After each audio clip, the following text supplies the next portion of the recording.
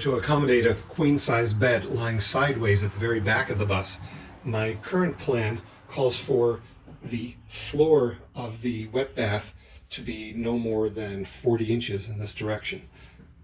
The vanity I can see sitting on the wheel well here, so it won't take up any of the floor space, but the floor space will be nonetheless precious.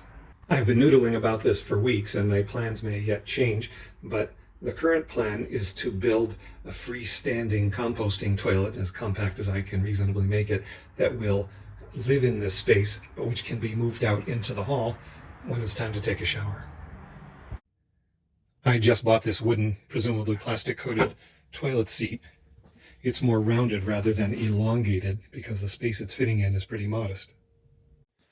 I got the kind with the soft close feature because once you have one of those anywhere in your household, you thereafter behave as if every toilet you meet has it and you go around slamming toilet lids everywhere.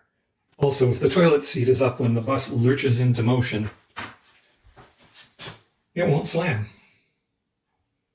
I thought it would be nice if the box that I built for this to rest on conforms more or less to the curve of the seat. Sheet metal is a good choice of material to bend around a curve. The sheet metal I cut out from underneath the windows is of a lighter gauge than the sheet metal that covered the ceiling. And I think this sheet metal is tall enough and probably long enough to do the job. The frame of the box will be made out of wood, and I've chosen this dimensional lumber, 2x2s and 2x6s, likely in spruce, to build the frame. Part of my reason for choosing solid wood over plywood is structural. I think solid wood holds a screw better when screwed into its edge grain than does plywood. The other reason is aesthetic. I'm going to be cutting a hole in the top of the frame that I built corresponding with the shape of the toilet seat hole, and I hate looking at plywood edge grain. Further, while you can tart up the edge of a straight cut like this, it's really hard to tart up the edge of a curved cut. The toilet seat itself is 14 inches wide, and I may wish to make the frame an inch or two wider on either side, so the frame might be as wide as 18 inches. Now, lumber doesn't routinely come that wide, but you can start with narrower pieces, say 2x6s, and glue them together to make a wider piece, as I've done with this 2-foot wide workbench. Lumber used for framing like this 2x6 has curved edges, and for this application I want crisp, straight edges. So I'm going to push them through the table saw and rip a little bit off each side.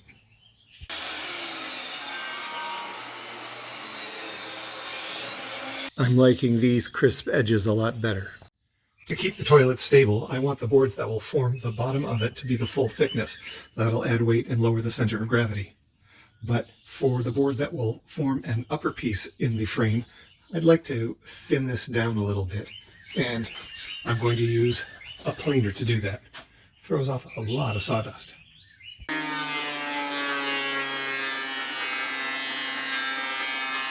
Planing has taken down the thickness some on the board on the right. That's what I'm going to use for the top piece. Each 8-foot piece I'm going to cut into 4 smaller pieces, about 21 inches long each, and then glue them up edge to edge.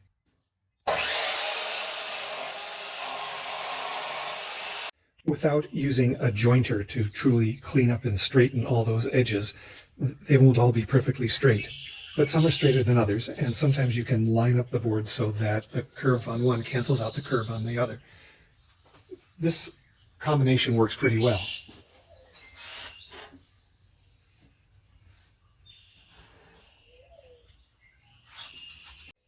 An easy way to ensure that I can replicate this arrangement later is to draw a V. Now there's one and only one way that can go together.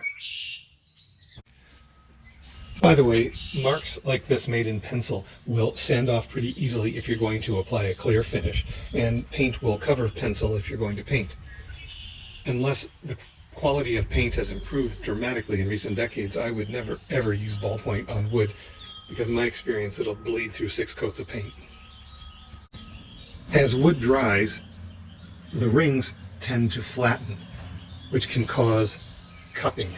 It's more pronounced the wider the board is.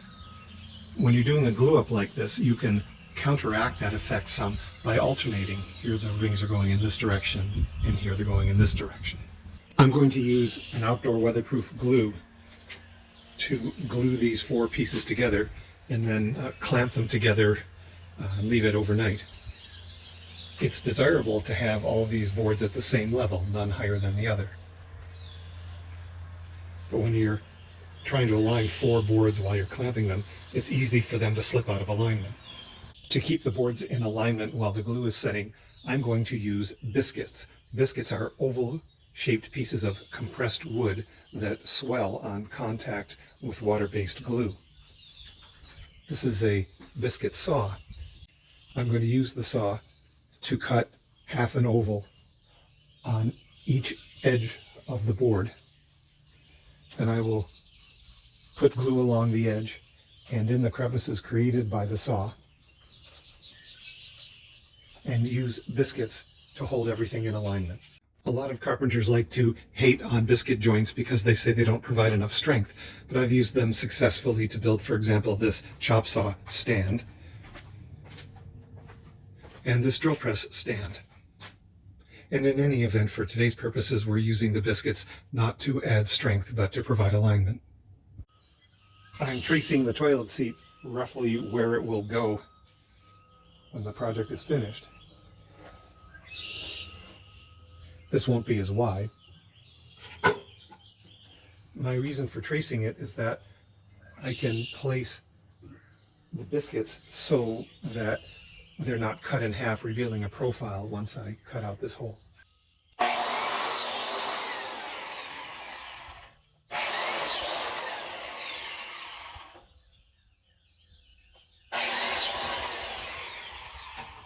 With the sawdust cleared out of the slots, I'm going to do a dry fit before applying glue, just to be certain everything is going to work out fine.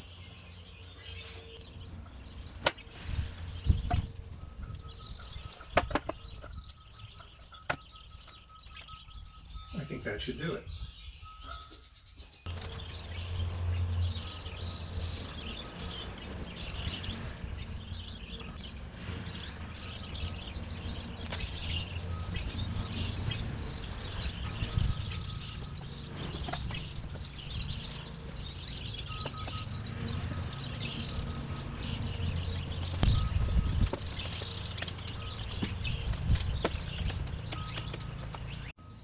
If you apply glue to the joints generously, there will be glue squeeze out, and there'll never be an easier time to clean it up. If you're going to paint the project, glue squeeze out is less of a concern. If you're going to stain it, the stain that needs to soak into the grain, then glue squeeze out is a real concern, because wherever glue remains, stain will not sink in. The top piece is clamped and set aside to dry. I'm going to put together the bottom piece in much the same way. Here's the bottom piece with 9 biscuits inserted and all glued up. You're never going to make the humble wood species used for construction look like cherry or mahogany, but they can be made to look presentable and they're functional. It's the next day. Let's see how the glue up turned out.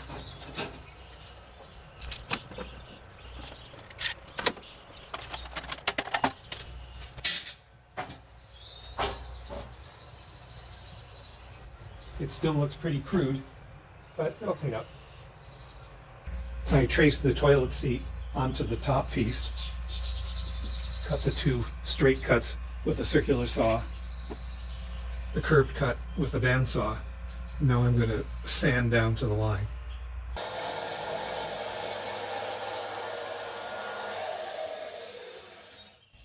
Not for nothing, but the edge grain and even end grain of solid wood is so much prettier than the edge grain of plywood.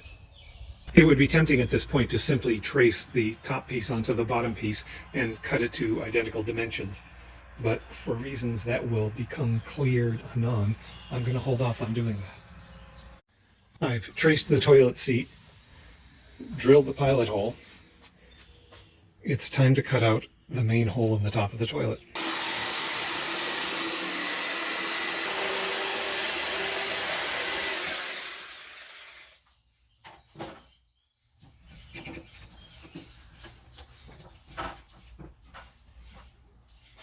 Not coming out that way.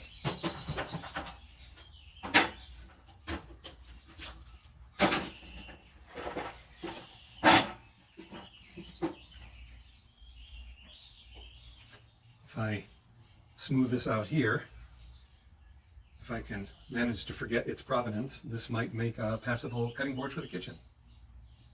As you can see from the blank that I cut out, not only was the blade not perpendicular to the bottom of the saw, but there are all these irregularities. This oscillating spindle sander is a pretty esoteric tool, but it's great at smoothing out interior curves like this.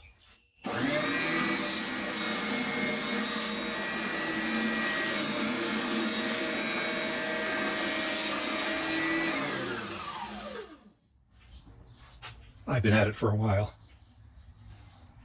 and it's looking pretty clean now.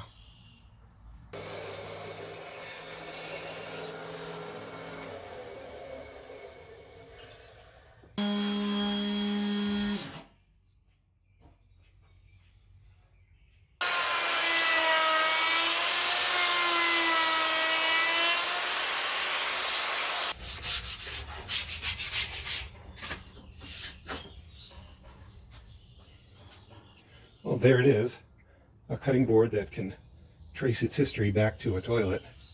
I can see this being both a conversation starter and a meal ender. I'm headed to Canadian Tire in search of a Tupperware container of a suitable size and shape to poop in, though I don't expect the packaging to particularly emphasize that product feature. Because tolerances are tight, I'm bringing along this cutout for proper sizing. Since I routinely dress like a shipwreck victim while working on the bus, I expect this accessory won't draw too much attention. I could actually see this as a candidate if it was just a little bit deeper. This large jug of washer fluid actually has about the right footprint. So close. Another contender should be a little taller, and the open weave could prove to be a problem. I think I may try to make this one work. Different store. This one might do the trick.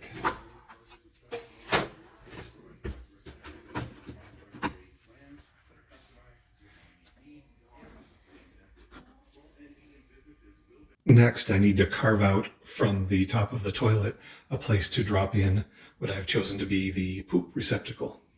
The discerning among you will have concluded that this is an inadequate vessel to collect a month's worth of peat moss and poop. That's a practice favored by many nomads, and I may one day embrace it, but my tastes run more to collecting fridge magnets, so my approach is more of a one and done. Drop in a compostable bag. Once you use it, tie it up, dispose of it, put in a new bag, and there you go.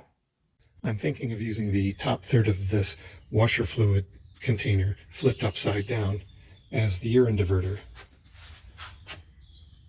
The only problem is where it cuts in at the corner and leaves a little gap, so I'm not sure how that's going to work.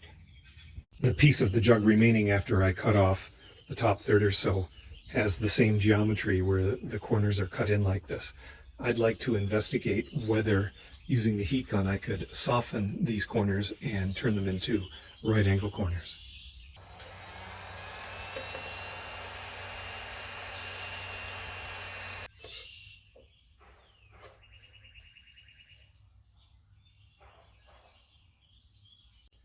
So this is kind of cool.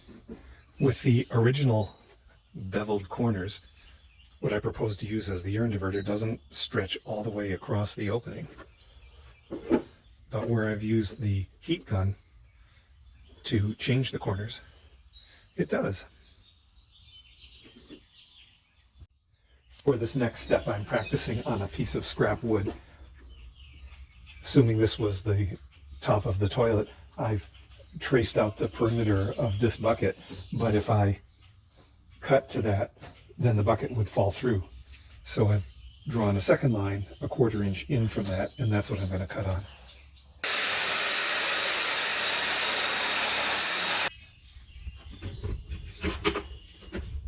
Yep, that's pretty close, but I'd like this lip to be closer to flush with the wood, so there's one more step to do.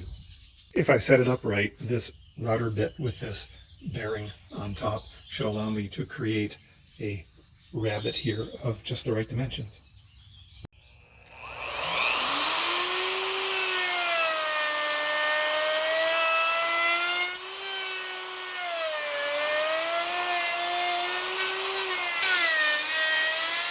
I could do without the tear out. I think that's about improving my technique. But it seems to work. Well, this is where I am so far.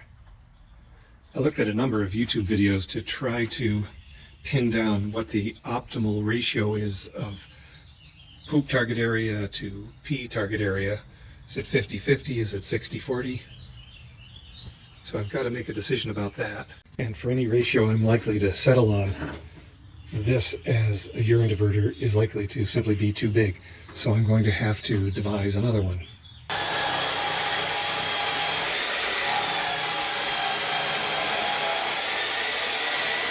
Well, there's an irrevocable step. Cutting out the top portion to accommodate the poop receptacle. Now to route out this portion.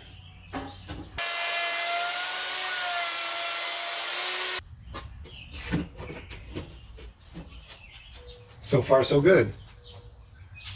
I think I'm going to kick down the road the problem of the urine diverter design, just so I can keep the build moving. My plan is to use some of the metal that I removed from below the bus windows to wrap around the perimeter, because I think I can make it bend that much. But the thickness of the metal, plus the heads of these panhead screws that I'm going to use to hold it in place, would mean that the metal plus screws would stand proud of the wood, which isn't the best look. I'm thinking I could use the same router bit that I used to create this rabbet to create an indentation here to recess the metal. This is quite a flexible router bit. It comes with bearings of different sizes, and the size of the bearing determines how deep the rabbet will be. I'd like it to be a bit shallower than the one I cut previously, so I'm going to swap in a bigger bearing.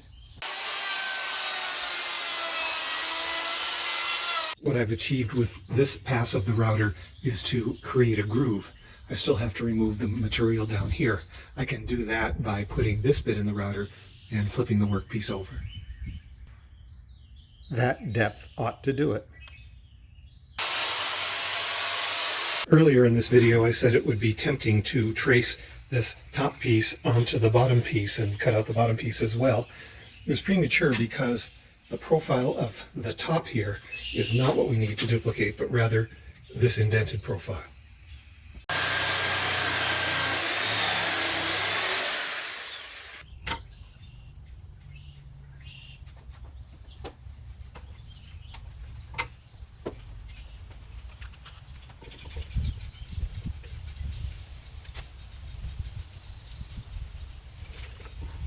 The perimeter is about 46 inches.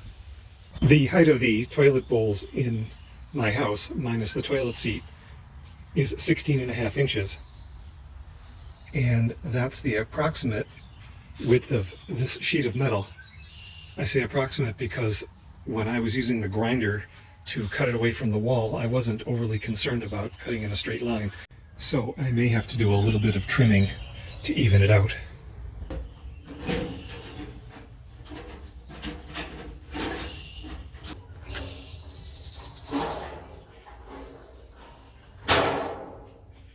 My intention is to paint the metal, but I must say I'm pleasantly surprised to see how well it cleans up.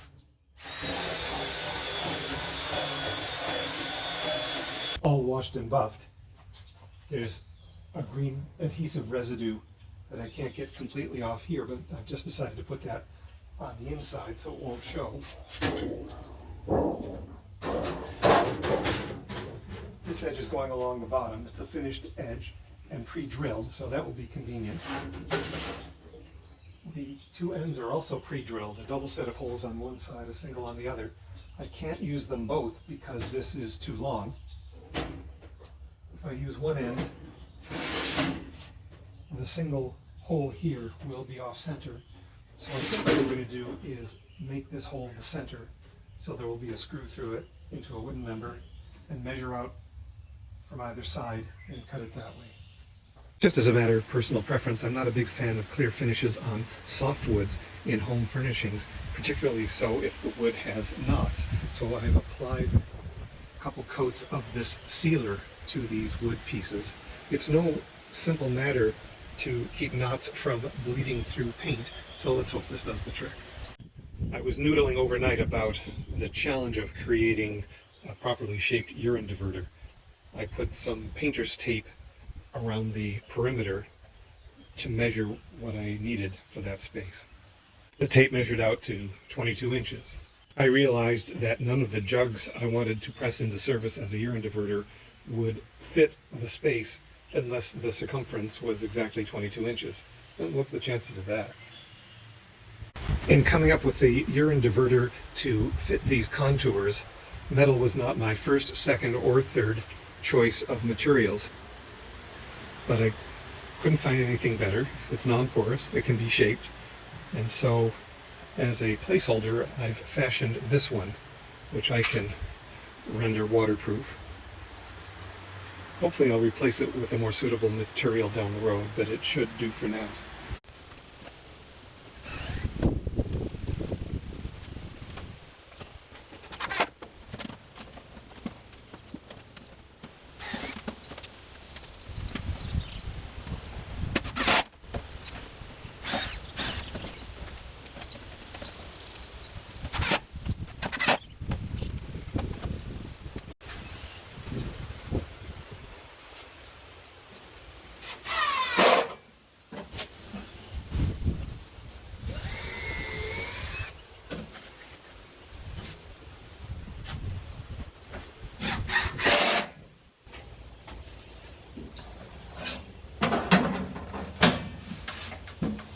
For added support, I've added a 1x2 in the front and a couple of 2x2s in the back, together with angle brackets to hold them in place.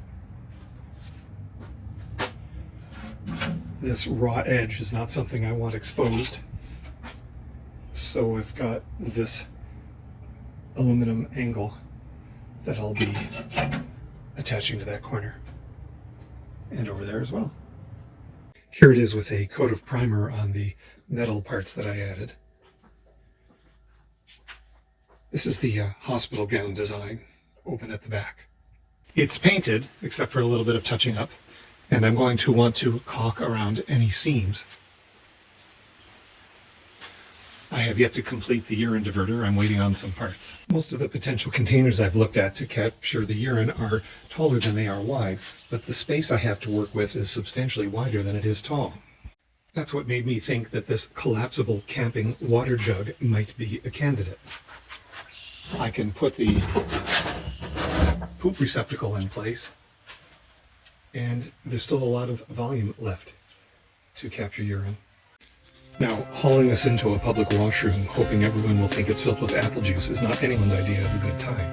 But it fits discreetly in a reusable shopping bag, so I think I could make that work. So, as the toilet seat sets slowly in the west, we take our leave of this project.